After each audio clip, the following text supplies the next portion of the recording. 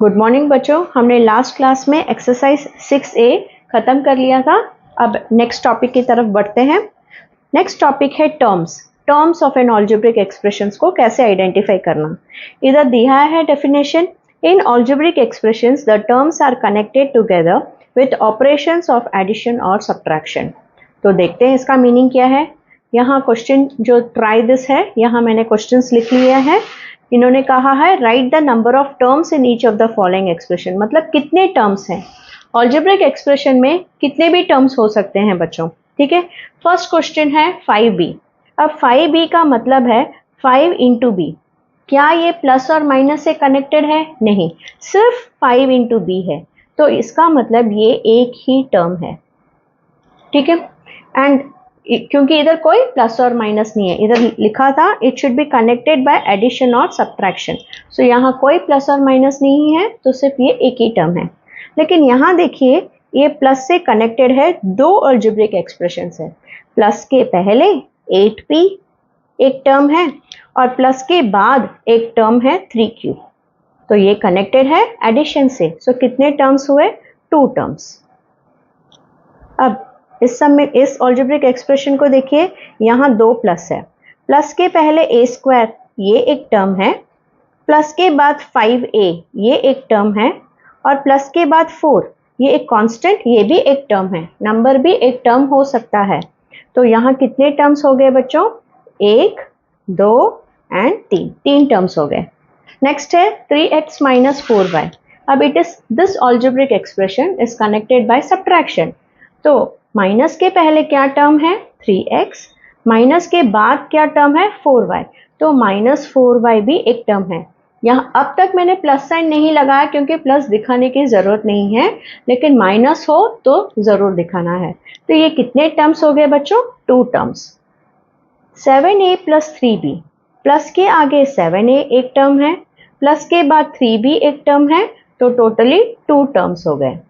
अब ये टर्म देखिए बच्चों, XYZ मतलब x into Y into Z. क्या इसमें इस सम की तरह कोई एडिशन और सब्ट्रैक्शन है? नहीं, मतलब ये सिर्फ मल्टीप्लिकेशन है। नो एडिशन नो सब्ट्रैक्शन, तो ये एक टर्म ही हुआ, सिर्फ ये एक 1 टर्म है इस सम की तरह। अब नेक्स्ट क्वेश्चन है state which are not polynomials. मतलब बच्चों पहले तो आपको पॉलिनोमियल क्या है उसको जानना है। देखते हैं। If there is only one term in an expression, it is called monomial. मतलब अगर एक ही टर्म होगा क्वेश्चन में तो वो मोनोमियल है। इसका मतलब 5b और xyz ये मोनोमियल थे। 2x plus 3 has 2 different terms. अब देखिए, प्लस के आगे 2x एक है और 3 एक है, 2 टर्म है। सो this is called a binomial. मतलब अभी जो भी हमारे पास 2 टर्म वाले आंसर्स है, ये d, e और b, ये सारे बाइनोमियल है। फिर 3a plus 4b plus c is a trinomial as it has 3 different terms.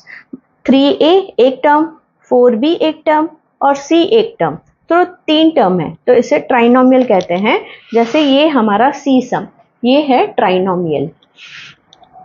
In a polynomial there can be any number of terms. मतलब पॉलिनोमियल में कितने भी टर्म्स हो सकते हैं, 1 से लेके इन्फिनाइट तक। But none of the terms can have a negative exponent for any variable. मतलब नेगेटिव एक्सपोनेंट नहीं होना चाहिए, नेगेटिव पावर नहीं होना चाहिए।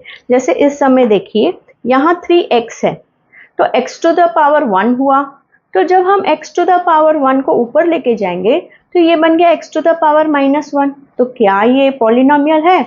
नहीं, क्योंकि इन्होंने कहा है पावर नेगेटिव नहीं होनी चाहिए, एक्सपोनेंट जो है वो नेगेटिव नहीं होनी चाहिए। सेम इस समय देखिए 3/x²। अब x² नीचे डिनोमिनेटर में x² है, अगर हम न्यूमरेटर में लेके जाएं तो +2 बन जाएगा -2, तो ये भी नेगेटिव एक्सपोनेंट है। तो ये दोनों ही पॉलिनोमियल नहीं है। लेकिन 3x² + 5x + 3 is a polynomial, क्योंकि इसमें x की जो पावर है वो पॉजिटिव है। यहाँ भी x की कोई पावर नहीं है, मतलब 1, वो भी पॉजिटिव। लेकिन इस समय देखिए x नीचे है, सो ये जो अलजेब्रिक एक्सप्रेशन है ये x टू द पावर 1 है। जब ऊपर लेके जाएंगे तो ये बन गया x टू द पावर -1, तो ये भी पॉलिनोमियल नहीं है। तो इस इंफॉर्मेशन के साथ हम ये सम करेंगे। State which are not polynomials.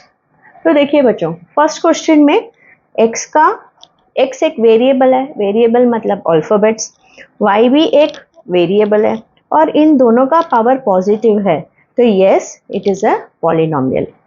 अब ये y स्क्वायर है, नीचे है y स्क्वायर डिनोमिनेटर में, जब मैं ऊपर लेके आऊंगी तो ये बन गया y टू द पावर -2, फिर ये माइनस का साइन, फिर y स्क्वायर न्यूमरेटर में, x स्क्वायर जो नीचे है ऊपर लेके आऊंगी तो नेगेटिव बन गया।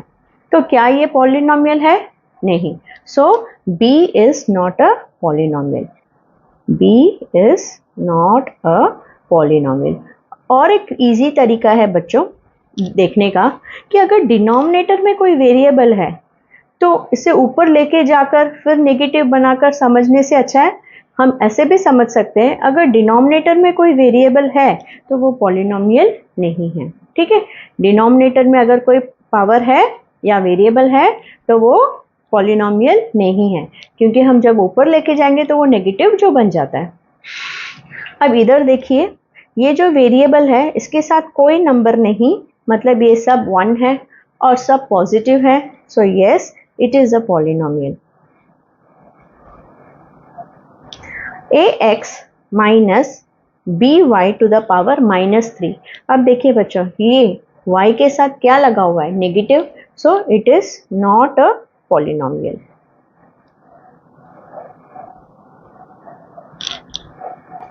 अब एक इस समय देखिए बच्चों, 3pq² power is positive and it is in the numerator.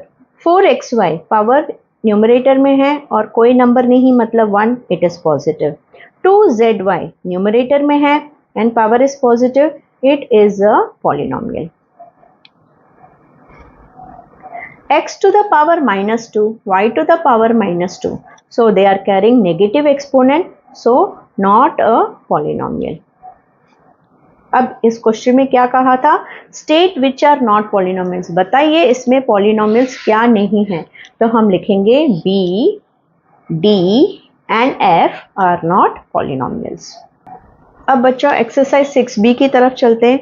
हमने ऑलरेडी पढ़ा है N algebraic expressions with only one term is called a monomial, correct? क्योंकि सिर्फ एक ही टर्म है तो मोनोमियल। जैसे ये सम था, only one term was there in this, so this is a monomial.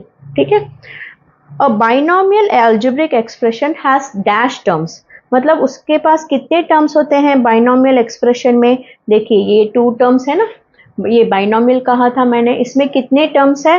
1 और 2, 1 और 2। सो बाइनोमियल एक्सप्रेशन में सिर्फ 2 टर्म होते हैं, तो यहाँ आंसर आएगा 2। It can also be called as, तो इसे हम और क्या कह सकते हैं?